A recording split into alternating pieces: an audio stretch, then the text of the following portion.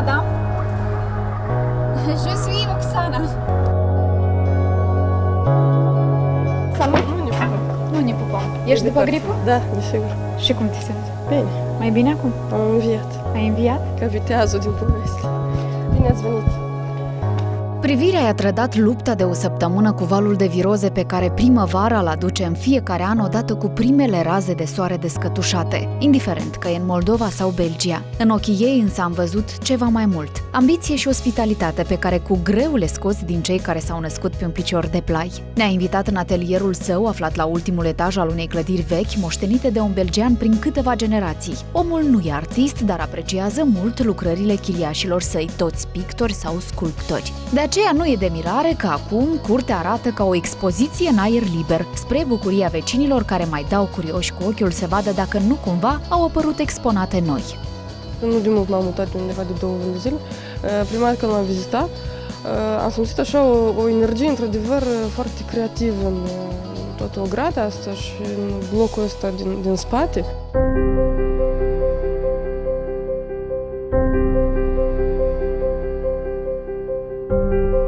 Odată deschisă una dintre ușile de la etajul superior, ne-am pomenit într-o sală imensă cu foarte multă lumină. Ce-și mai poate dori un pictor care nu doar își vede, dar și aude perfect culorile? Cezara împarte atelierul cu prietenul său, și el pictor venit din Bulgaria, în care 2 jumătăți, cu stiluri diferite, se contopesc sublim sub același acoperiș. Pe pereți stau dovezile muncii lor de ani de zile.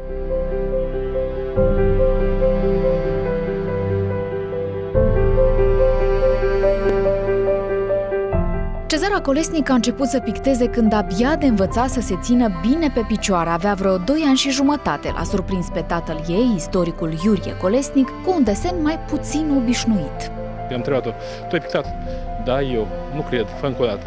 Și a repetat de câteva ori același desen și mi-am dat seama că un copil care vede, deci pisica care nu privește în afară, dar privește în foaie, are talent.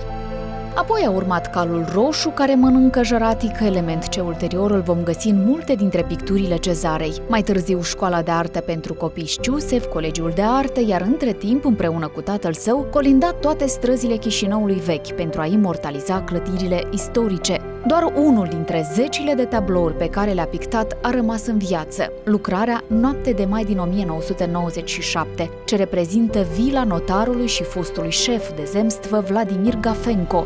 Prin 2000, clădirea a fost demolată, iar în loc a apărut o replică. În toată arhitectura Chișinăului din partea de sus avem un accent aparte. Și foarte bine Cezara a intuit destinul acestei clădiri. Marcată de faptul că dovada trecutului a rămas doar pe un tablou, iar istoria orașului în care a crescut ar putea fi demolată chiar în fața ei, tânăra pictoriță a decis să plece în Franța, să facă artă nu doar în sălile universităților, dar și pe câmpiile care l-au inspirat cândva pe Van Gogh, cel care spunea că visează picturile și apoi își pictează visele. Departe, în străinătate, Cezara n-a renunțat la visele sale. Le-a transpus în chipurile de copii, unii cu ochii mai triști, alții mai jucăuși, dar absolut toți cu nume reale. Chiar înainte evenimentelor din aprilie 2009 am avut intenția de a face o expoziție mai mare în Moldova, de a reveni cumva cu o expoziție după mulți ani și după o perioadă mai îndelungată unde n-am pictat, am făcut mai multe istoria artelor și cumva m-am detașat așa de practica picturii. Momentul a fost pentru mine să găsesc anume formula asta a portretelor de copii, fiindcă eu în așa fel pot să vorbesc despre Moldova, care îmi pare tristă, îmi pare mică, îmi pare abandonată, îmi pare uitată, așa o simt eu. Acum un an a apărut și Chiril.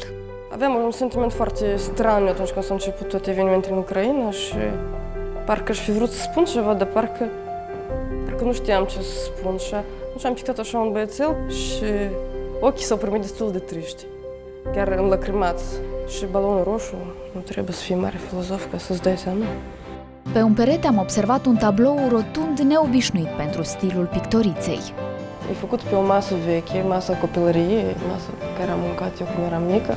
Și era practic distrusă, dar am hotărât să recuperez ce mai rămas din ea și am luat-o cu mine, gândindu-mă că într-o zi ceva o să fac. Și am numit lucrarea asta Du-mă acasă. Visele sunt transpuse și în copacii vieții, o serie de tablouri ce reprezintă stări omenești care nu pot exista unul fără altul, dar și în cele mai nepretențioase picturi pe care le-a prezentat în premieră la Bruxelles, recent în cadrul unei expoziții. M-am gândit că ar fi deja timpul să mai diversific și să mai călătorească picturile mele și pe alte suprafețe. Și cutia e așa un obiect care în același timp țin de o anumită intimitate, fiindcă pot să pun în ea lucruri diferite, scrisori sau, știu eu, obiecte, bijuterii, secrete, vise. Visele mele eu le păstrez în suflet, mai degrabă decât în cutii, dar ceea ce pictez pe cutie o parte din visele mele. În așa fel pot să le împart și cu alții visele. Cu ele s-a împărtășit și vecinului de pe etaj, Ibrahim Bakirov, un pictor kirghiz stabilit de mulți ani la Bruxelles. Și parcă destinul le-a pregătit întâlnirea în această viață. Ibrahim a fost profesorul unor copii cu care Cezara s-a întâlnit pe vremuri la o tabără de creație din Abhazia. Очень редко можно найти людей, которые по духу как бы родственны. Но когда встретились, я подумал, что мы давно знаем друг друга. Când intră să vadă ce mai fac vecinii săi, își țintește privirea spre acest portret fiind magnetizat de ochii copiilor din creațiile Cezarei. В каждом портрете можно увидеть целый мир. Мир, хоть и, можно сказать, короткая биография детей, да, можно там увидеть целую жизнь.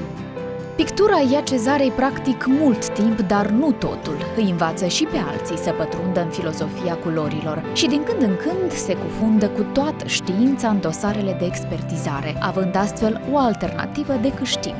Tabloul ăsta nu e un cartof, asta nu e o legumă care ai făcut-o și ai realizat-o acum. Tabloul își va găsi cumpărătorul lui într-o zi. De altfel, lucrările sale, cotate la sute și mii de euro, au străbătut mări și oceane, dar mai rar iau drumul spre Moldova. Eu cred că ei pur și simplu nu sunt gata pentru așa un consum. Asta e o chestie care vine din cultură, asta se educă din generație în generație. După 16 ani ar vrea să revină acasă cu o expoziție, doar că logistic e mai greu. Glumește că o va face când Moldova va adera la spațiul Schengen, ca să nu-i mai stea hotarele birocratice în cale. Până atunci va continua să creeze și cine știe, poate într-o bună zi se va stăpâni undeva la țară, pe unde a copilărit fără griji, desenând lumea. Mi-am dat seama, odată cu mutarea asta, că de fapt eu în Franța, în ultimii 15 ani, fiecare 3 ani mi-am mutat în alt oraș. Deci era timpul să mă mut și de la Paris. Va veni timpul să te muți de la Bruxelles la Chișinău? Mai sunt încă multe orașe până ajungi la Chișinău, dacă fac așa o traiectorie. Poate la sfârșitul vieții să ajung și la Chișinău.